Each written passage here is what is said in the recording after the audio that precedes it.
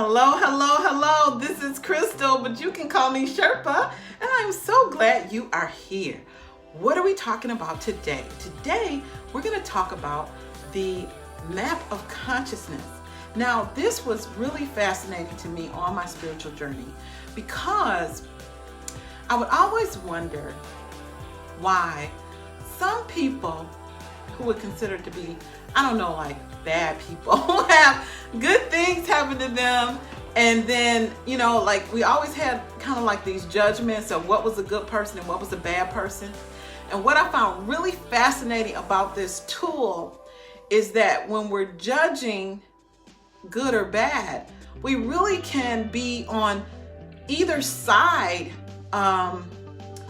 of like almost a continuum of behaviors, right? So like, for example, in society, someone might say that, if you work in a certain industry, you're a bad person. Like say, let's pick sex worker, right?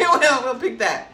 But really, if you were in that area, but you didn't have shame, okay, you could be at a higher vibration than somebody who is a clergy or a minister, okay, who did have shame. Like I think the whole concept of just that alignment is very interesting.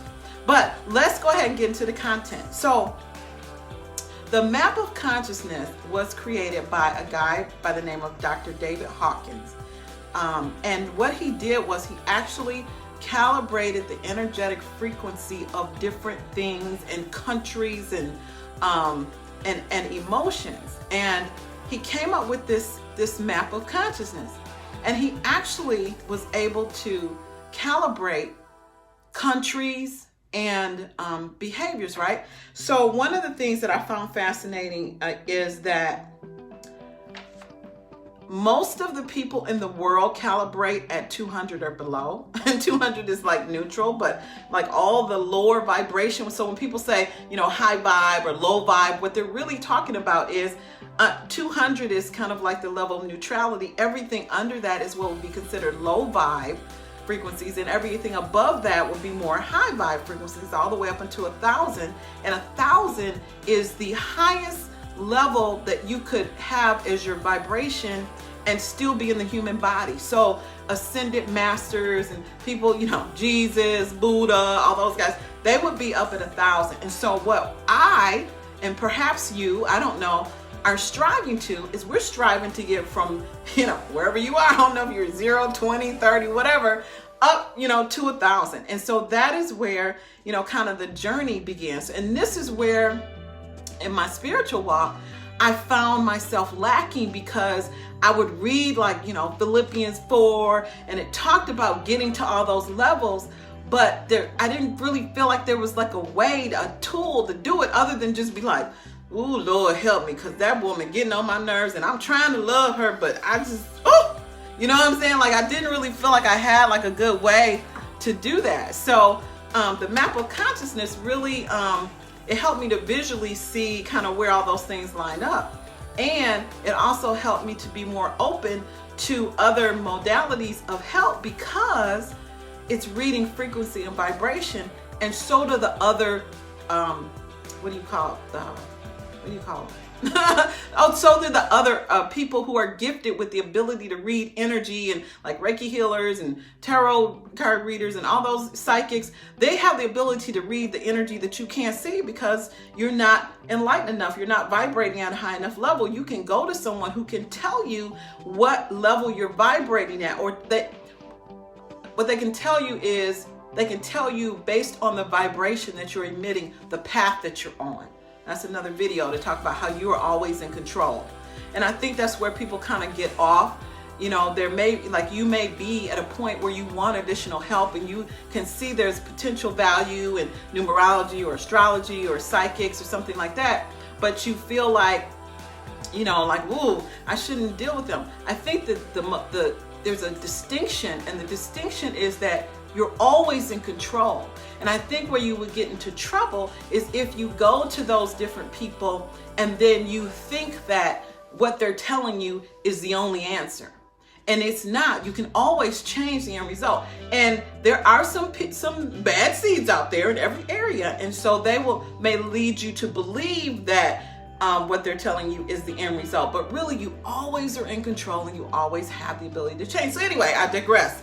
But because I find this fascinating. So anyway, the other thing I found interesting is that the planet, like the planet itself, when we talk about, you may hear people talking about the awakening, and they may be talking about how the whole Earth is going through an awakening. What they're referring to is a shift upward in vibration and frequency. And at the time, I can't remember, I think this article may be a couple of years old, but at the time, we were only vibrating as a planet at 200, just over 200. And there was concern that we would destroy ourselves because the average, if the average is just above 200, that means there's a whole lot of people that are beneath that. So I just thought that was really fascinating. And then, what was the other thing I wanted to share?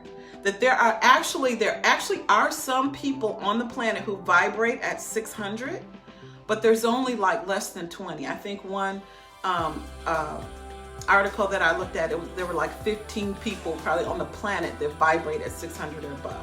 So the reason I wanted to share this, and the reason I find it really fascinating, is because it shows the similarities across different belief systems, that we're all really, if you're striving, which to my surprise and disappointment, most people are not. But if you are striving for higher levels of enlightenment, to be a better person, to be more like Jesus or Buddha or whoever, we all are very common in that we're trying to make it up this map. We're trying to make it up the map. And at any point in time, we may have various amounts of energy in different areas. And this is where the kind of the aura comes in, where people can look and see, you can see kind of where your vibration is. But the good news is that when you have something like this to show you kind of what the different levels are, now you have kind of a tool. At least for me, I felt like it gave me a tool to say, oh, okay, this is where I need to, this is what I'm striving for. This is my next step. Okay, this is fear. And what I found is that most of the issues and the challenges and the problems that I was having were all down there in that low level: shame, guilt, fear. And how many of us are still plagued with those items? Like, think about body shaming.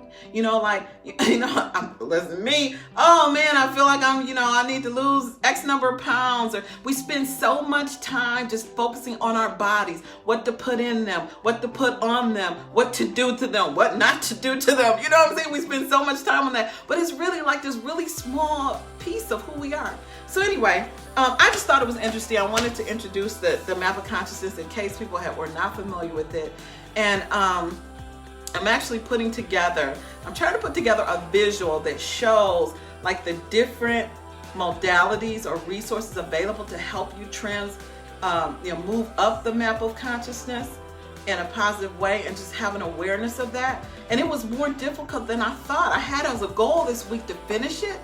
And as I got into it, just kind of making it simple to understand and a really good visual was more difficult than I thought. So I haven't finished it yet, but it's going to be really great when I get done. So anyway, I just wanted to share that with you. If you were not familiar with the map of consciousness, as a matter of fact, why don't you post in the comments if you're familiar with the map of consciousness or not. And if you are familiar with the map of consciousness, how has that impacted you?